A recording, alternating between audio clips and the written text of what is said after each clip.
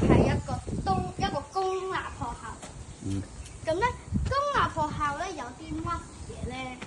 咁咧追溯到去2003年，即係停辦嗰陣時期，到而家啦，係可以仲揾到一個電腦啦、櫃啦、台啦、樓梯啦，同埋筆盒嘅一面。咁筆盒咧當然啦，唔係真係有嘢嘅，入面係空噶。咁其實係點樣嚟咧？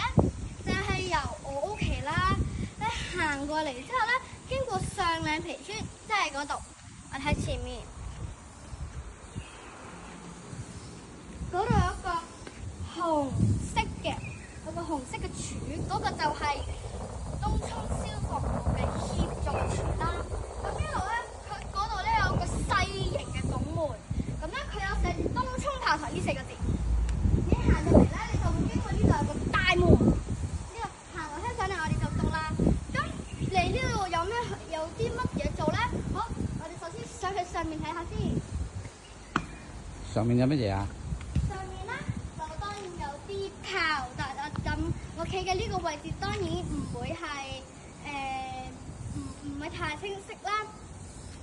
我而家上去睇下先。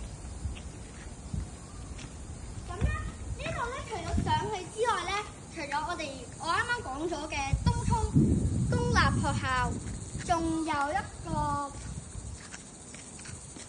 展覽廳嘅。咁展覽廳咧係比較細嘅，兩間差唔多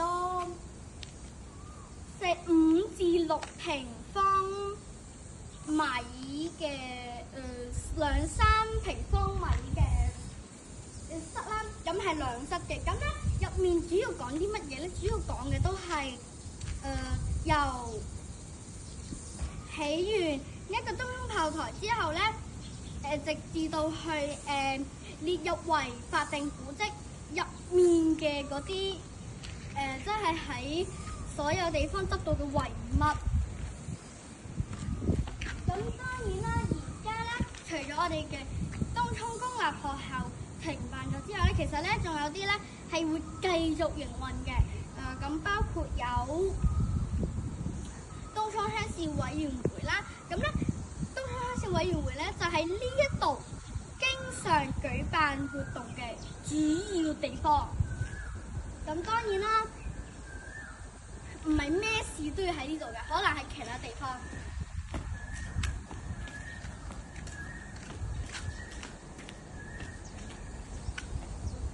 之後咧，咁我哋徒手摸佢嗰陣咧，發現咧嗰啲石咧係花崗岩嘅，因為花崗岩咧佢內部咧佢密度係好大㗎，好密實。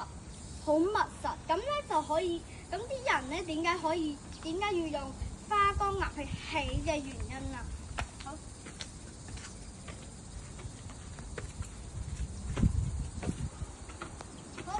上到嚟之後咧，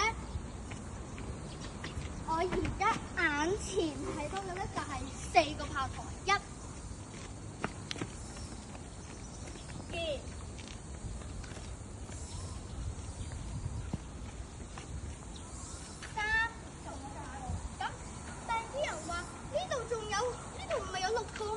其餘嗰2個去咗邊咧？喺呢度。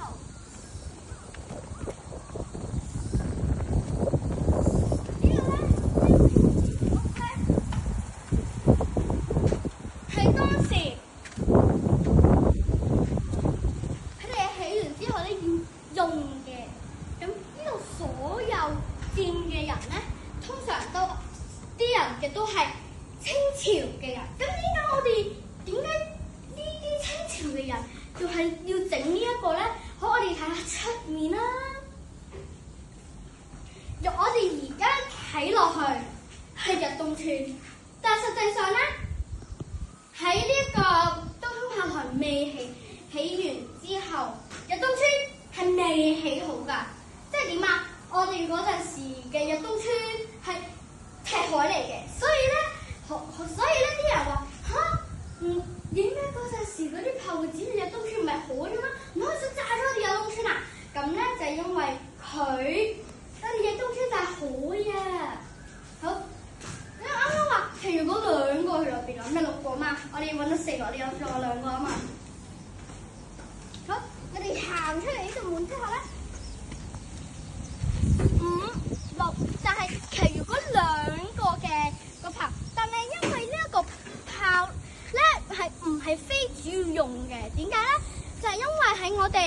前面嗰啲炮，我哋見到嘅嗰啲炮咧係大噶嘛，好大咧，咁係咪？呢兩個炮咧，我網上揾，佢哋兩個咧係作出備用使用嘅。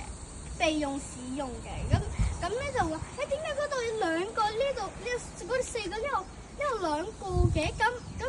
咁咪好容易炸晒嗰四個咯，就係咁啦。佢哋當時發炮嗰陣咧，係用嗰四個發炮嚟嘅，唔係用嗰兩個炮發炮咧都有用，但咧係好少用，因為咧佢射過嚟嗰四個炮射過去嗰邊咧，就係日東村呢個位置射過去咧，最多可以射到一小部分嘅日東村，甚至係可以越過日東村都得嘅。好，咁你話呢度喎有城牆喎，咁邊度行咧？好，我哋會飛過去嗰邊，即係呢兩個炮嗰邊。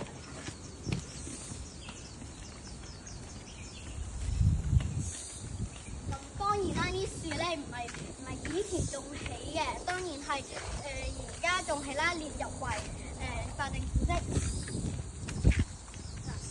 嗰度可以做例子啦，嗰度係東涌鄉事委員會做嘅一個活動，即係猜謎語啦。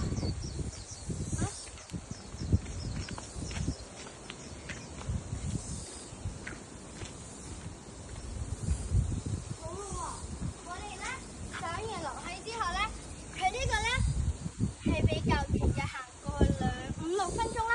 我俾大家睇下嗰條樓梯有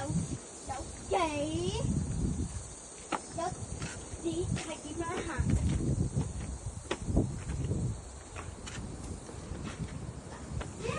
呢一個室咧唔比喺我哋啱啱入嗰個，呢一個咧係一個小型嘅，高度可以我就嚟可以差20厘米啦。厘米，我爸爸咧就差個10厘米嘅。咁點解我哋要起呢個咧？就因為咧，我哋嗰邊，我哋從嗰個窗口睇嗰陣時咧，我哋都有一個喎。呢兩邊咧係佢哋嘅休息以及佢哋嘅防備。當有海盜嚟嗰陣咧，我哋就可以利用呢一個去傳遞消息去嗰個大，從而導致可以發起攻擊。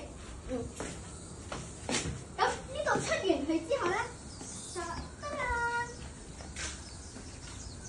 5-6分鐘嘅樓梯，咁咧佢嘅樓梯咧唔似萬里長城嗰種嘅，佢嗰種咧嘅樓梯咧係有種好似盒嘅，我每踏佢一步咧，就好似我哋喺一個盒嘅入面。